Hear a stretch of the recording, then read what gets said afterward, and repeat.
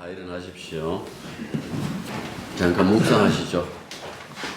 명절이라고 또 여러 가지 또 일로 우리 임성은 선교사 부부도 이렇게 참석하셨지만은 참석하지 못하는 선교사들 그리고 전쟁 중에 있는 그런 자들, 고통받는 약자들 그들을 생각하면서 그들에게도 하나님의 기쁨이 임할 수 있도록 주님 역사해 주십시오 하고 잠시 기도하고 예배 시작하겠습니다. 기도합니다.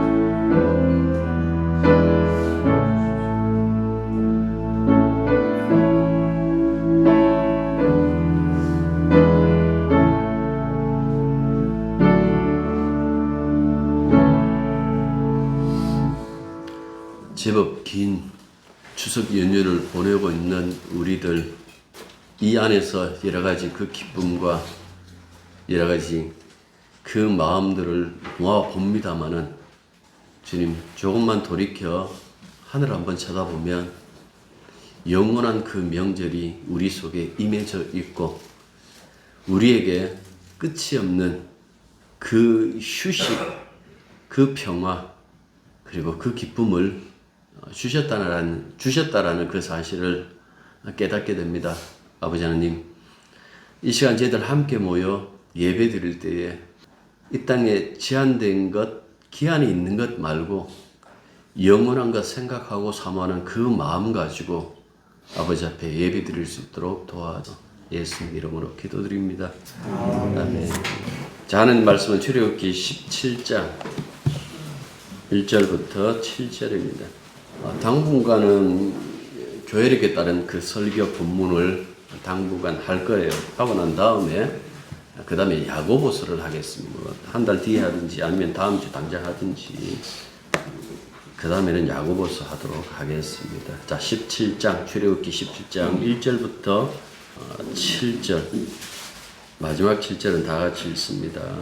이스라엘 자손의 온 회중이 여호와의 명령대로 신 광야에 있었더나 그 노정대로 행하여 르비딤에 장막을 쳤으나 백성이 마실 물이 없는지라. 백성이 모세가 저희에게 우리에게 물을 주어 마시라. 모세가 그들에게 이르되 너희가 어찌하여 나와 나오느냐 너희가 어찌하여 여호와를 시험하느냐. 거기서 백성이 목이 말라 물을 찾으매 그들이 모세에게 대하여 원망하여 이르되 당신이 어찌하여 우리를 애굽에서 인도해 내어서 우리와 우리 자녀와 우리 가축이 목말라 죽게 하느냐. 모세가 여호와께 부르짖으되 내가 이 백성에게 어떻게 하리이까 그들이 조금 있으면 내게 돌을 주시겠나이다. 여호와께서 모세에게 이르시되 백성 앞을 지나서 이스라엘 장로들을 데리고 나일 강을 치던 내 지팡이를 손에 잡고 가라. 내가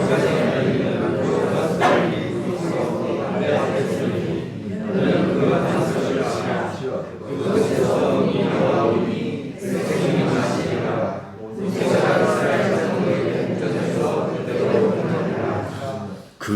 그가 그곳 이름을 마사 또는 무리바라 불렀으니 이는 이스라엘 자손이 다투었으며 또는 그들이 여호와를 시험하여 이르기를 여호와께서 우리 중에 계신가 안 계신가 하였음이더라. 아멘.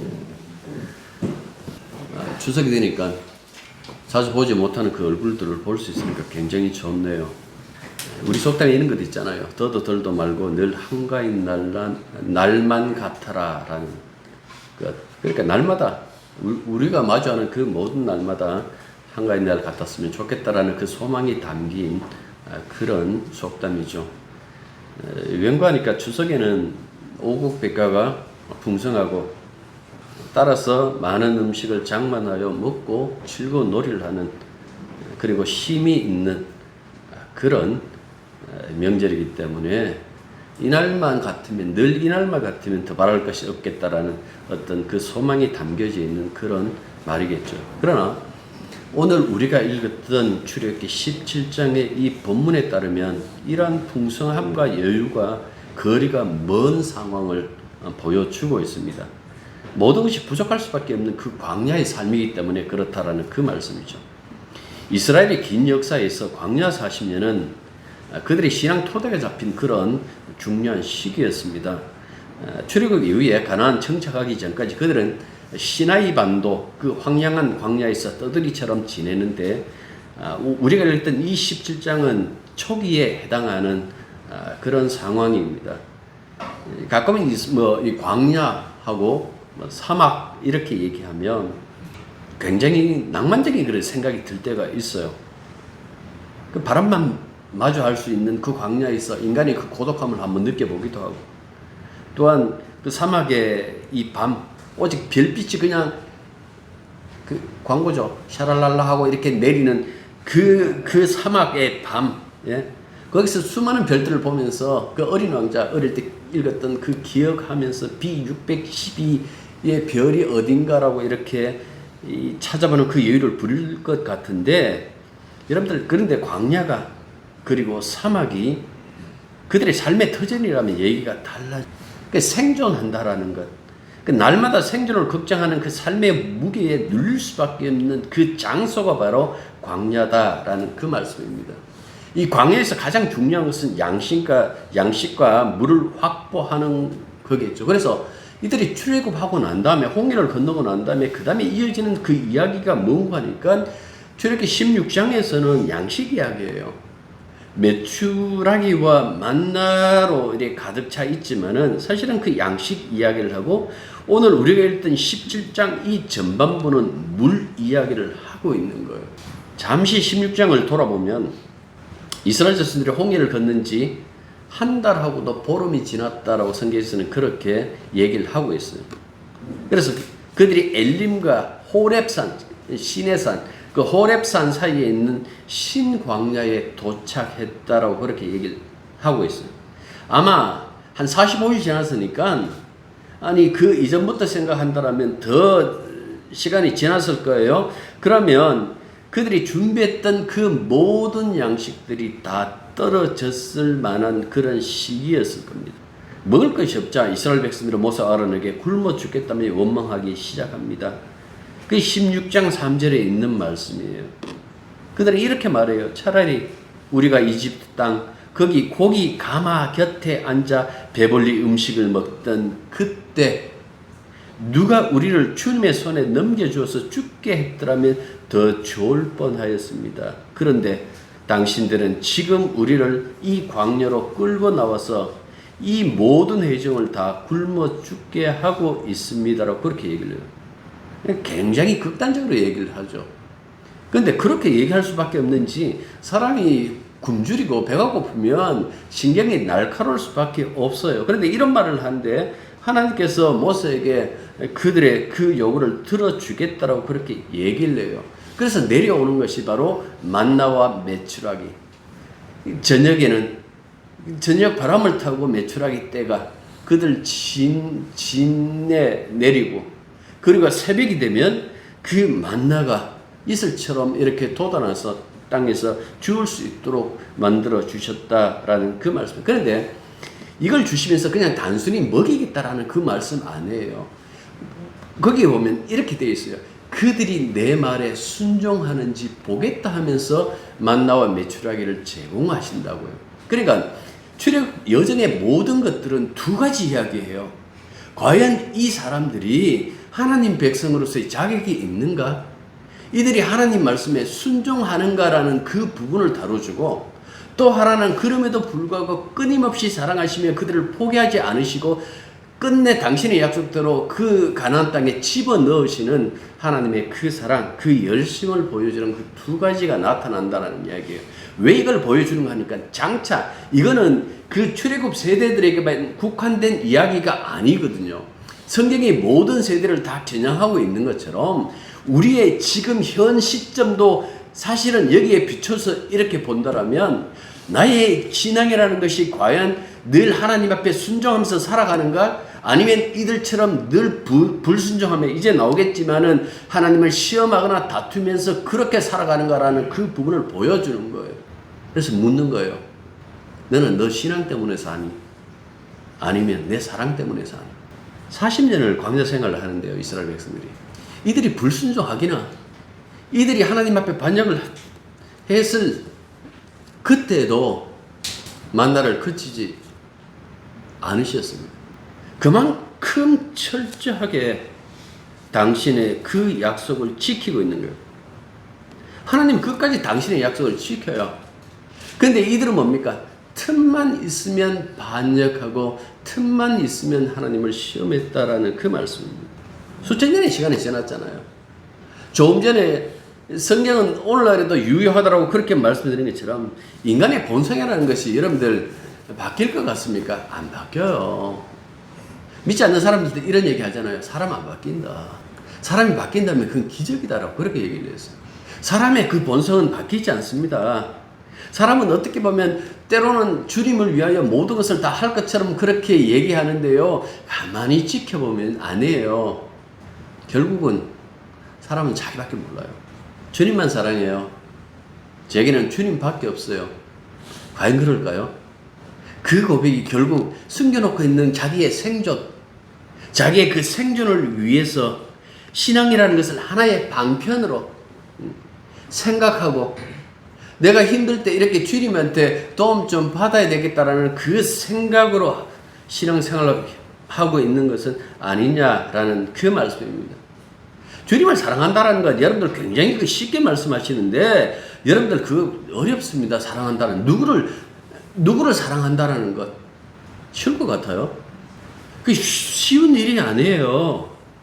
여러분들은 그냥 주님 사랑합니다라는 그 고백을 하겠지만은 그 고백하고 난 다음에 여러분들 삶에 하루만 이렇게 찢으셔갖고 그 하루만 그 찢은 그 쪽지를 한번 들고 이렇게 한번 보십시오. 하루만. 주님이 언제나 우선이었어요? 주님을 생각하고 말하고 행동하시나요?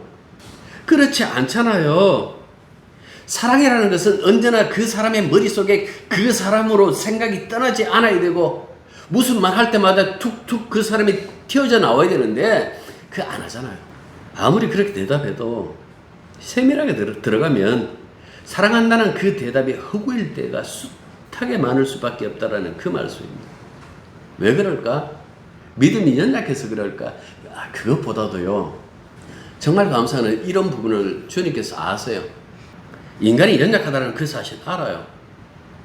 우리가 굉장히 고상하게 얘기하고 고상한 척 하지만은 인간은 철저하게 육신의 종로로 돼요.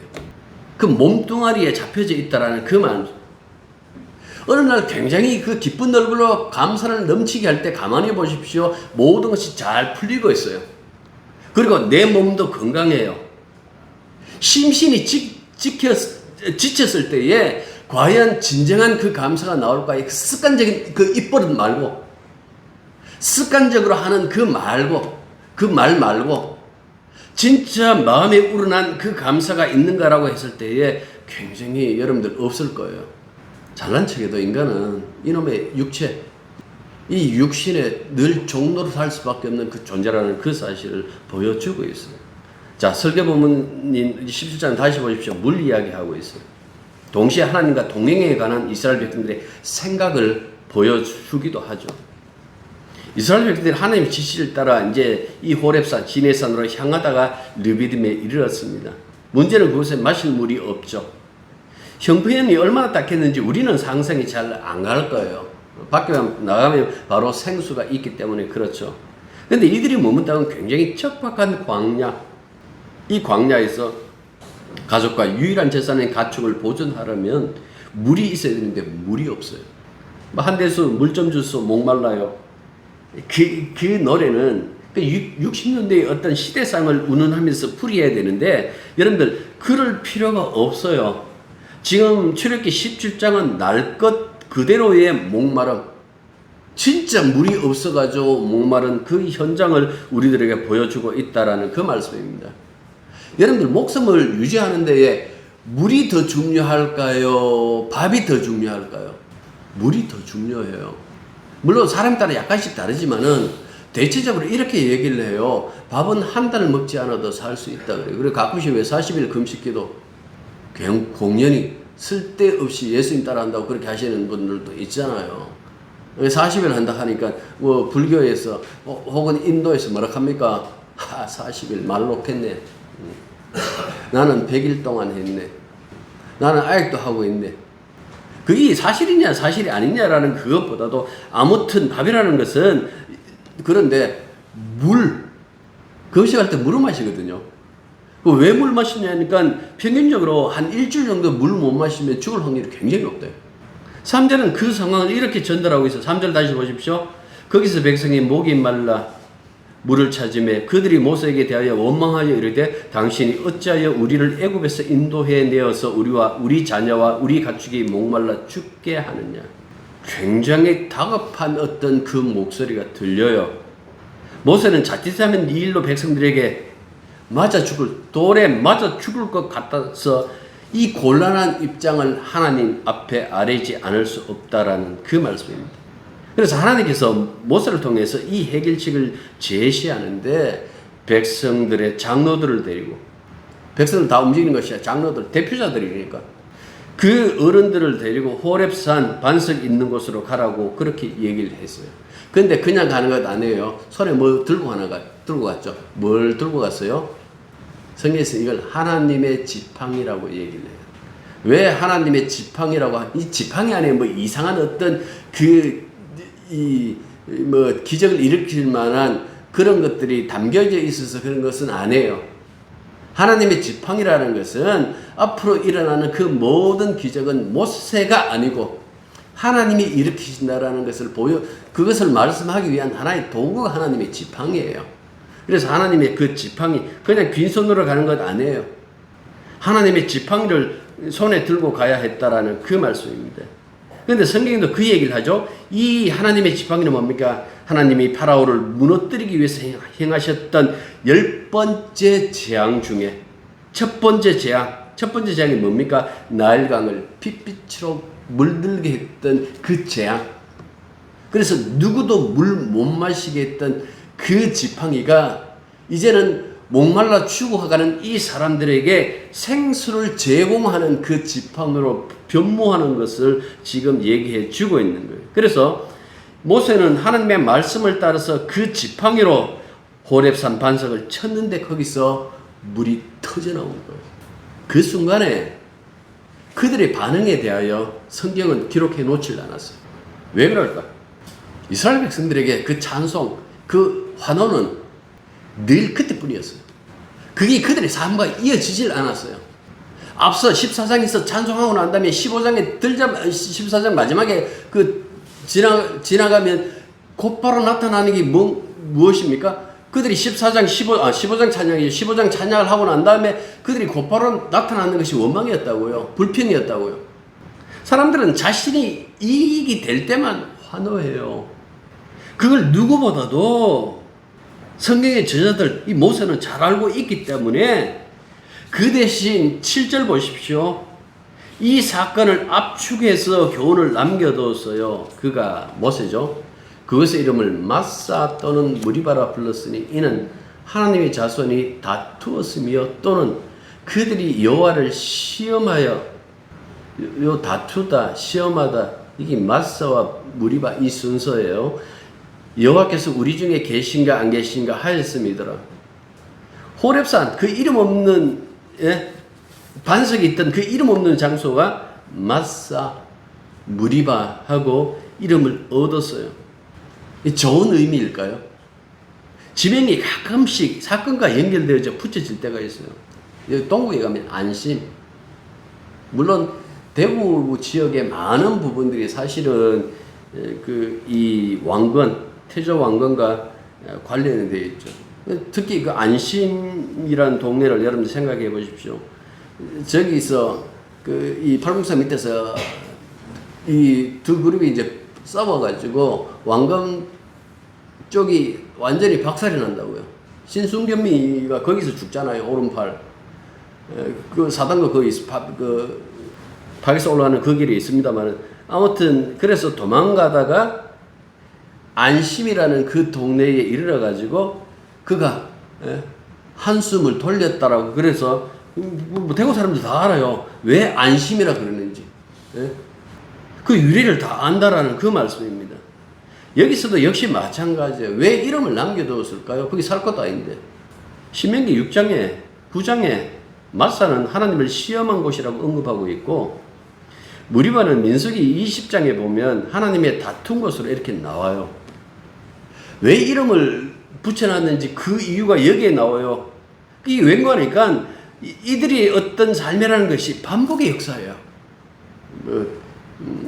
역사를 회상하고 반성하지 않으면 미래가 없다고 했는데 인간은 반성 안 해요. 그 반성해도 잠시예요. 역사학자들이 아무리 그렇게 해도 여기 보십시오. 계속해서 반복되는 그 역사를 보여주고 이것을 회상하게 하는 것은 도대체 사람이라는 존재가 무엇인가 성경은 우리들에게 말씀해 주고 있는 거예요. 아무튼 이 마사나 무리바가 언급되는 이 구절에서 이스라엘 백성들이 하나님과 다투고 하나님을 시험했다는 것을 함께 지금 언급하고 있는 거예요.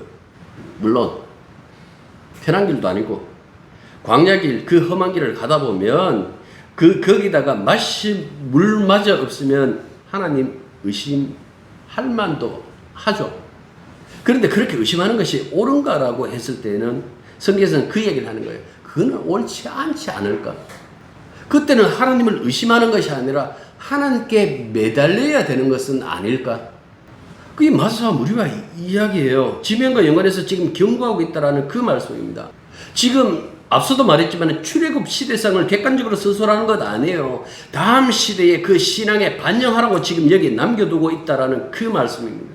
그래서 앞서도 얘기했지만은 이거 우리들 이야기예요. 날마다 하나님과 다투고 하나님과 시험하고 있죠. 우리의 신앙이 굉장히 고상한 것처럼 보이나 그 밑바닥에 깔린 것, 그 들춰보면 결국 돈 이야기예요. 삶의 여러 욕구 이야기예요. 우리는 그 돈이 있는 곳, 내 욕망이 실현되는 그것을 가지고 우리는 인생이라고 그렇게 여기고 살아요. 그리고 그것을 위협을 받으면 삶 자체가 흔들린다고 그렇게 생각해요. 물론 그때 하나님과의 관계도 멀어지겠죠. 오늘 본문에 나온 목마름, 본문에 나오는 이 하나님 시험이고 다툼이 무엇인가 하는 걸 이 이야기를 하고 있는 거예요. 돈이 없으면 네 인생이 망한다고? 너는 인생이 돈이에 쓰여진다고 생각하느냐? 내가 항상 네 곁에 함께하고 있는데 너와 함께하는 그것이 인생에서 성공했다고 생각하지 않고 너는 항상 그 세상의 것 바라보느냐? 그것이 너를 구원할 줄 아느냐? 그 얘기가 고스란히 담겼어요. 오랜 세월 뒤에 이 시험과 다툼의 자리에 참 이스라엘 되시는 예수님이 성령에 이끌려 그 광야에서 40일 동안 금식하세요. 그리고 마귀를 통해서 3가지 시험 받습니다. 처음은 떡 만들어라, 돌로. 두 번째는 높은 성전에서 뛰어내리라. 시편 91편 그 인용하면서 그렇게 그 말씀대로 하면 분명히 천사가 와갖고 너를 받을 것 아니냐. 하나님을 시험하는 일로. 세 번째는 이 세상의 목마름을 내가 다 채워줄 테니까 나에게 절하라라고 유혹했어요. 그때마다 예수님 대답은 이거예요. 첫 번째는 떡이 아니라 하나님 말씀에서 나온, 하나님 입에서 나오는 모든 말씀으로 산다라고 그렇게 얘기해요. 두 번째는 주 너희 하나님을 시험하지 말라고 했다 하면서 거절해요. 세 번째는 주 너희 하나님께 경배하고 다만 그를 섬기라 하였느니라 하시면서 물리치셨어요. 성경은 신약에서 구약에서 이 두 가지 이야기를 교차시켜서 보여주고 있어요. 도대체 이스라엘의 자리가 어느 자리인지, 예수님의 자리가 참된 이스라엘의 자리일까요? 아니면 그 이 혈통적 이스라엘 백성들, 이 출애굽했던 이 이스라엘 백성들이 그 진정한 하나님이 원하셨던 이스라엘이었을까요? 우리는 이 두 가지 이야기를 읽어요. 성경 1도겠다, 2도겠다, 3도겠다 하며 읽으면서도 진정한 그리스도인의 그 자리가 어디 있는지, 태도가 무엇인지 거기에 해답을 분명히 성경에서 알려주고 있음에도 불구하고 우리는 늘 하나님과 다투고 또 그분을 시험하고 살아가고 있죠. 왜 그럴까? 왜 그럴까요? 결국 욕구 때문에 그런 것 아니에요. 신기하게도 성경에서는 하나님께서 우리들의 욕구를 채워주신다고 말씀하신 적이 없어요. 욕구를 채워주겠다고 하는 것은 마귀의 유혹이었어요. 그런데 예수님이 마귀의 요구를 요거는 그래 하고 받아들이고 요거는 거절하신 것이 아니라 전부 거절했어요. 왜 전부 거절할까? 그가 이스라엘로서 하나님을 안 믿으면 몰라. 그런데 자기가 믿고 있고 믿음의 세계에 있다라면 하나님과 다투고 시험하는 일은 아예 성립조차 되지 않는다라는 그 사실을 누구보다도 잘 알고 계시기 때문에 그렇다라는 그 말씀입니다. 물론 여러분들에게 신앙은 무조건 아멘하고 따라가라는 그 얘기 아니에요. 때로는 의심이 필요할 때도 있어요. 그걸 통해 가지고 하나님의 그 사랑을 더욱더 깊이 이렇게 파고 들어갈 수 있는데, 그것 말고 여기서 이들이 의심하는 것 자세히 보십시오. 결국 뭡니까? 자기 아니었어요. 나와 우리 가정과 내 재산. 이스라엘 백성들이 하나님이 시험하게 된 그 이유는 여기에 있었어요. 하나님이 누구실까라는 어떤 그런 것으로 접근한 것이 아니라 하나님이 계시든 안 계시든 상관없는데 아무튼 이것은 손해보면 안 된다라는 그 생각, 그 관점을 버리지 않고 다투고 시험했다라고 그렇게 얘기를 하고 있는 거예요. 이거는 지금 물리 얘기가 아니라고요. 생존에 대한 염려이잖아요. 여러분들, 우리 역시 마찬가지예요. 늘 생존에 관한 그 문제를 가지고 고민하고 살아갈 수 있어요. 성경에서 말하는 것은 우리의 생존에 대해서 너희들이 어떻게 하면 생존한다라는 그 얘기를 말씀 안 했어요. 물 얘기 나왔잖아요. 성경에서 말하는 이거예요. 인생에서 정말 진정한 목마름을 해결하는 길이 무엇인 줄 아느냐, 이걸 묻거든요. 반석에서 물 나왔다고, 맥반석에서 물 나왔다고 여러분들 그 물 마시면 다시는 목마르지 않습니까? 이런 물은 아무리 마셔도 목마를 수밖에 없어요. 시편 127편 명절이 되면 한 번씩 여러분 한번 읽어보십시오.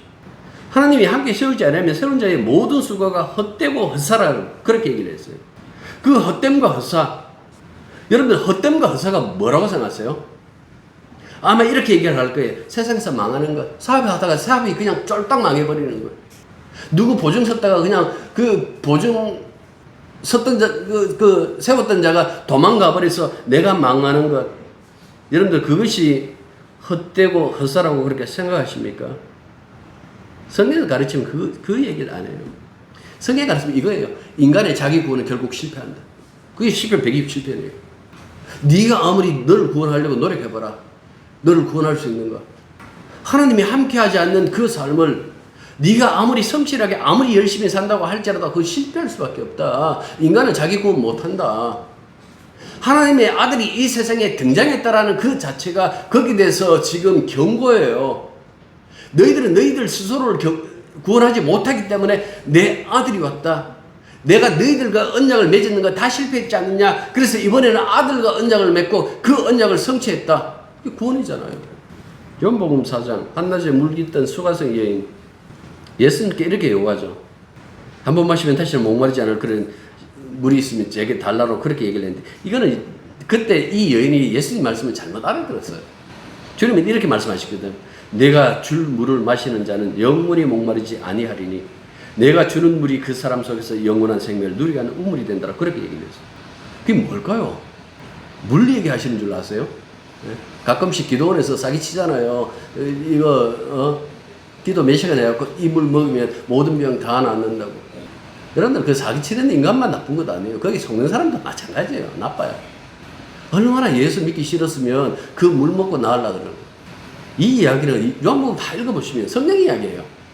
예수님이 십자가 지고 부활하셔가지고 그 다음에 주의 자리에 앉으시면 그 증표가 지난주에 뭐라 그랬습니까? 성령을 보내시는 것이라고 얘기했잖아요. 그러니까 성령이 우리 가운데 오면 하나님의 생명, 그 영원한 그 생명을 우리들에게 제공하신다라는 그 얘기잖아요. 우리의 목마름은 이렇게 해결된다고요. 결국 뭡니까? 사람들이 그렇게 돈에 애착을 가지고 매달리는 것도 살려고 그러잖아요.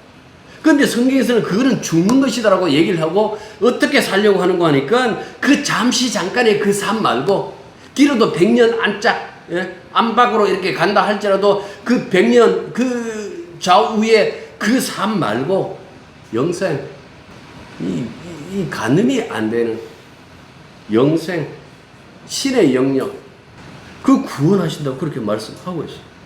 어떻게 해요? 예수 믿어서 예수님의 사랑으로 그분이 우리들의 성령을 베푸심으로 말미암아 우리가 지금 그 은혜를 누리고 있다라는 그 얘기를 해요. 그래서 고린도전서 10장 4절로 하면 이렇게 얘기를 합니다. 다 같이 신령한 음료를 마셨으니 이는 그들을 따르는 신령한 반석으로부터 마셨음에 그 반석은 곧 그리스도라. 구약자들은 이게 그리스도의 선제 얘기하는데 사도 바울이 얘기하는 것은 그리스도의 선제 얘기하고 싶은 것이 아니에요. 이게 무슨 뜻일까요? 이스라엘이 겪은 모든 사건은 예수 그리스도에게 종속당한다는 이야기예요. 나중에. 왜 그 얘기를 할까? 예수님만 영원한 존재니까. 사건은 사라지는 것이 아니라 예수님 속에서 다시금 반복될 수 있는 것은 예수님이 영원한 존재이기 때문에 그렇다라는 그 말씀입니다. 그래서 그들이 구원을 받는다라면 반석에서 나온 물을 마셔서가 아니라 구원의 반석이신 예수 그리스도 그분의 세계에 합류하게 될 때 이걸 성경에서는 그리스도 안에서 이렇게 얘기를 하잖아요. 그 그리스도께 합류할 때에 영생을 얻는다라고 얘기를 하는 거예요. 그것도 값 없이 값을 치르지 않고 이사야 55장 1절 너희 모든 목마른 자들아 물러나오라 돈 없는 자도 오라 너희는 와서 사 먹되 돈 없이 값 없이 와서 포도주와 젖을 사라. 이사야가 말하는 물은 실제 물이 아니잖아요. 하나님 자신이잖아요. 그것처럼 우리 삶의 유일한 근거가 무엇인가라고 했을 때 구약에서 그 얘기를 해요. 하나님이 아니냐. 신약에서 그 얘기를 해요. 하나님의 아들이신 예수님이 아니냐. 예배 왜 드려요? 주일마다 왜 모여 있어요? 이거 반복하는 거예요. 자꾸 까먹으니까. 우리 예수 믿습니다. 우리는 스스로 구원하는 사람들이 아닙니다. 라는 그 얘기하기 위하여 모이는 거예요. 구약이 하나님 없이는 살아갈 수 없는 것처럼 신약 역시 마찬가지입니다. 여기다 보십시오. 하나님의 지팡이를 가지고 반석에 쳐갖고 물을 냈잖아요. 이 이야기가 뭔가 하니까 하나님이 너희 곁에 계시다라는 얘기예요. 신약에도 얘기하잖아요. 세상 끝날까지 너희와 항상 함께 있으리라. 너희를 고아처럼 버려두지 않겠다. 그 말씀이 이거예요. 내가 네 곁에 있다. 임마누엘이다. 그 권능의 지팡이. 신약에서는 뭘까요? 신약에서 하나님의 권능이 뭘까요?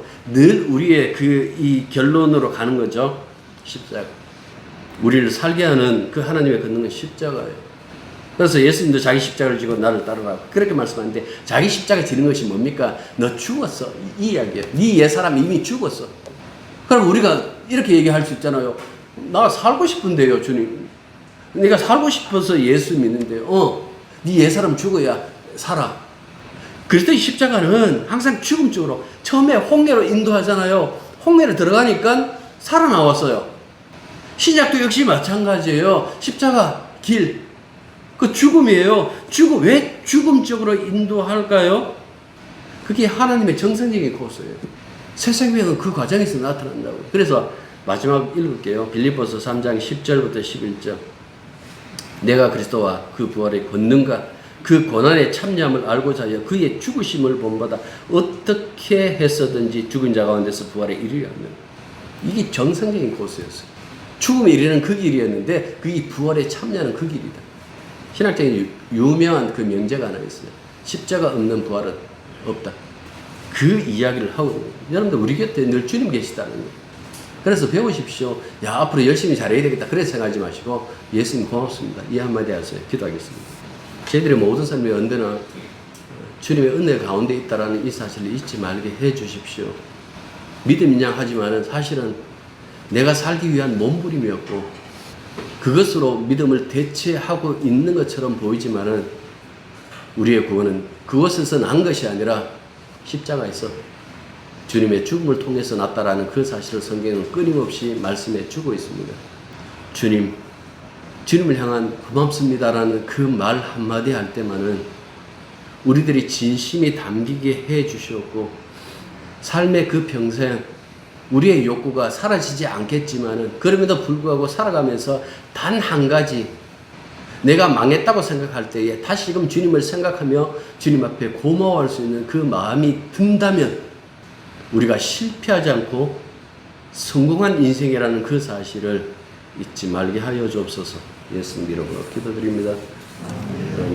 지금은 세상 끝날까지 우리와 동행하시는 주 예수 그리스도의 은혜와 영원히 사랑하시는 하나님의 사랑과 우리를 구원하시는 성령의 교통하심과 교제하심이 진실로 명절 그 기쁨 그리고 하늘 쳐다보며 주님 앞에 감사합니다 고맙습니다 인사하는 당신의 자녀들 위해 이제부터 항상 함께 있기를 축원합니다.